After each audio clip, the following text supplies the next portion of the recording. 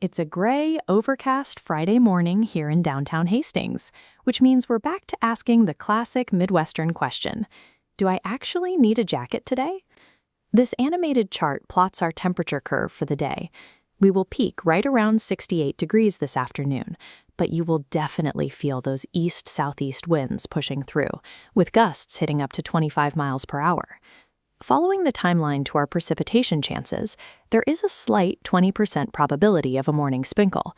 The actual rain holds off until tonight, with the main window opening between 11 p.m. and 4 a.m., bringing under 1/10 of an inch of water. For your plans today, if you're taking a walk down by the river this morning, grab a hoodie. And if you're having lunch outside at Levee Park, you might want to weigh down your napkins before the wind takes them. This breezy patch of ground in Hastings is a single point on a much longer timeline, one that links today's weather check to a series of historic shifts that began right here on May 22nd. That overnight rain will eventually make its way into the Mississippi River, the defining natural artery of Hastings.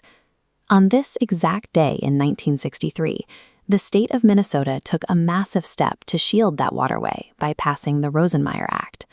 The legislation banned reckless waste storage, specifically targeting industrial dumping that could seep into the state's groundwater and rivers. Without those legal safeguards, a region risks ending up with a drained, ruined ecosystem where industry chokes out the very water that sustains the local economy. Because state leaders acted then, the Hastings waterfront remains a vibrant, healthy resource for the community today. Rewinding the clock even further, past the founding of Minnesota entirely, May 22nd also marks a critical moment in the early days of the American Republic. In 1802, after suffering from a severe fever, the nation's very first First Lady, Martha Washington, passed away. Her role at Mount Vernon established the first template for how a president's private life would intersect with the public ceremonies and rituals of the new office. These two pillars, the physical preservation of our state's nature and the formal creation of the nation's executive rituals, form the ground we walk on today.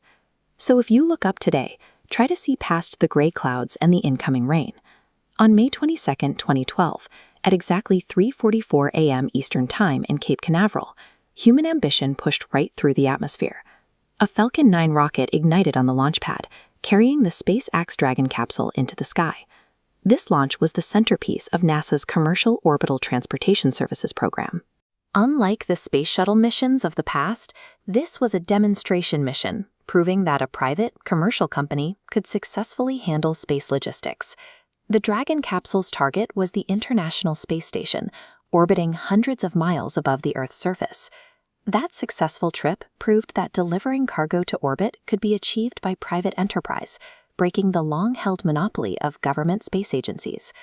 Pulling back down to Earth through the thick gray clouds and zooming straight onto Main Street right here in Hastings, we are starting out cool today, with early observations sitting at 52 degrees and the wind making it feel closer to 50. When you feel those gusts or get caught in tonight's showers, remember that this specific date connects a protected hometown river to a legacy of national and/or PO milestones. Keep daytime plans on the calendar. Grab a light jacket heading out, and stash an umbrella in the car for the late evening rain. Have a great Friday in town. If this update helped you out, share it with a neighbor, and make sure to subscribe to Hastings Now.